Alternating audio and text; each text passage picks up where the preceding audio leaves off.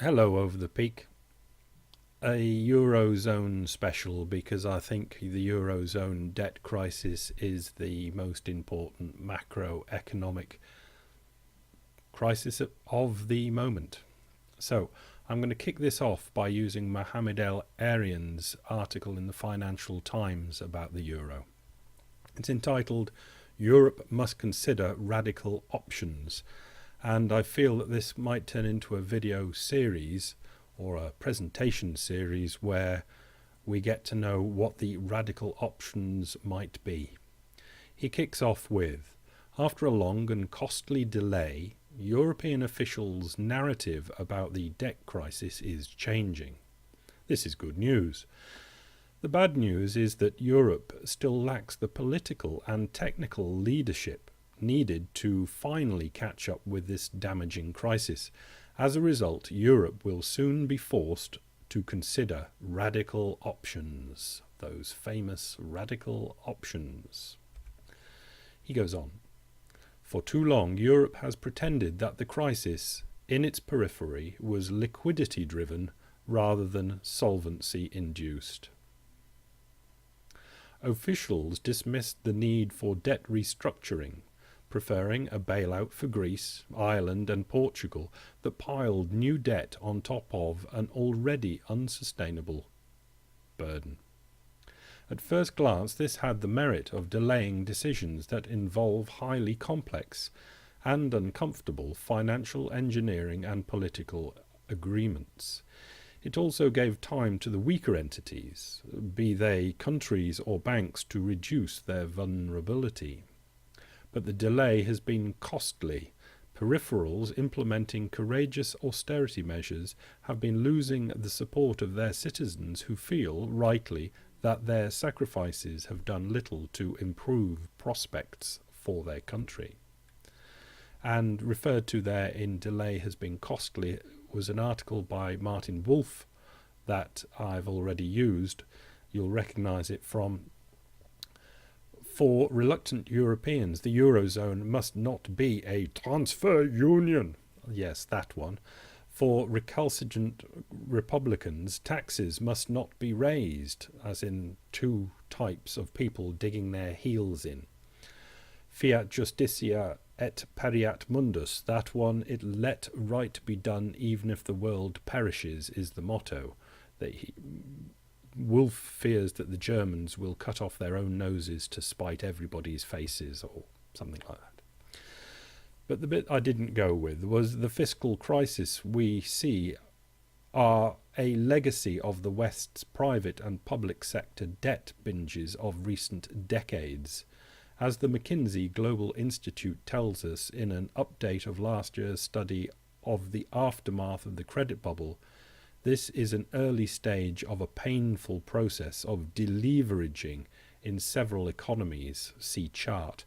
Now, this chart from the McKinsey Global Institute you've seen before, because the one of deleveraging, if you follow the link, I find it incomprehensible, but I use this chart instead, showing how the Western countries have piled on the debt. UK, Spain, South Korea and France showing rapid growth. Italy, US and Canada showing moderate growth, but still very high, with Switzerland and Germany with a slow or negative growth. So back to El Arian.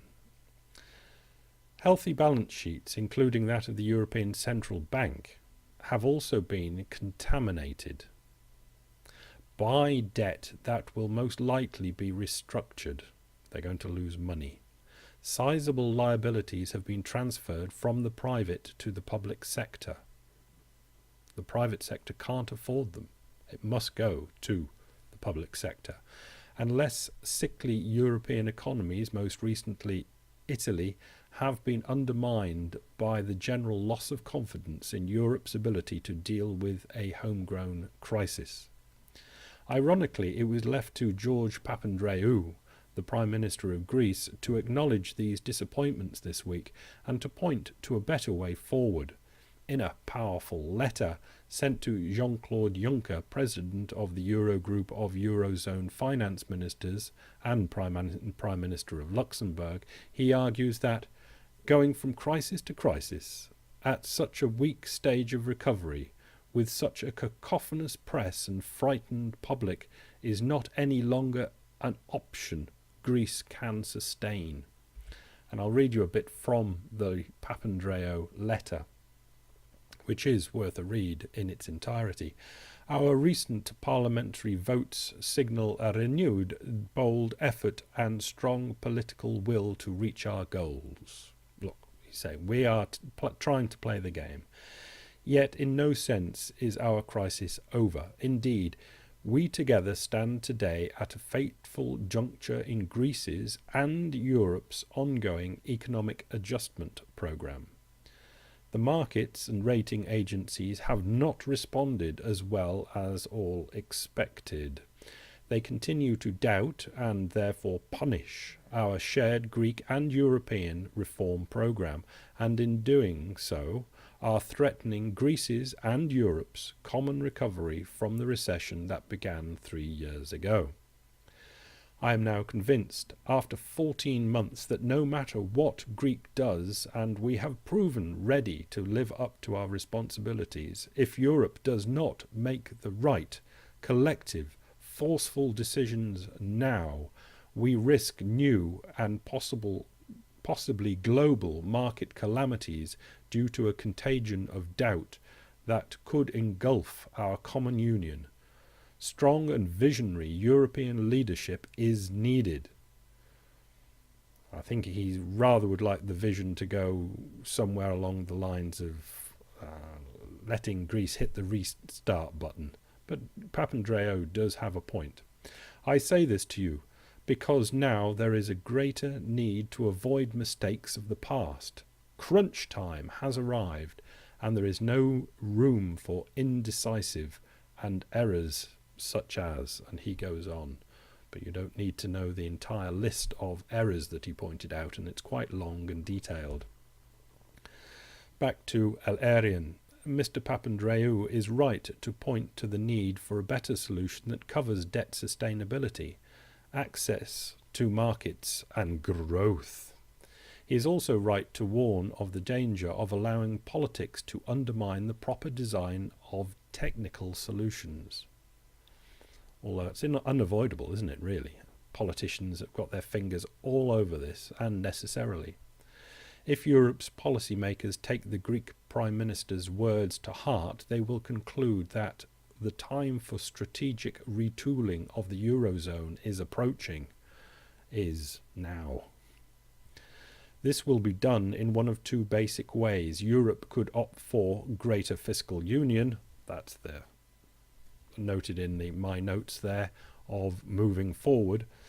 First de facto and then de jure, cost-effective guarantees and transfers rather than just loans. We're on a transfer union here that would stabilise the region's debt dynamics through the aggressive use of unified European balance sheets.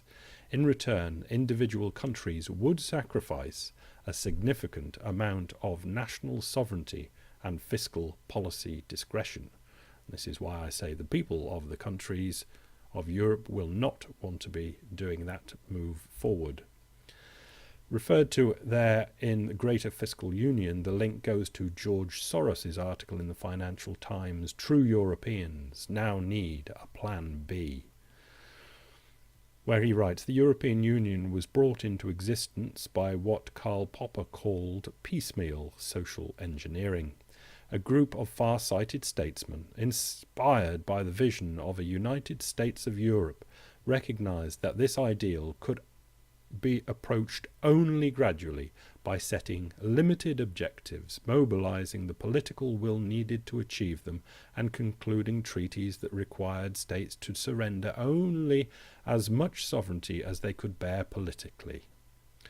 That is how the post-war coal and steel community was transformed into the EU, one step at a time, understanding that each step was incomplete and would require further steps in due course. The big question being, those little steps are now not enough. They need a huge stride. Back to El-Arian to finish.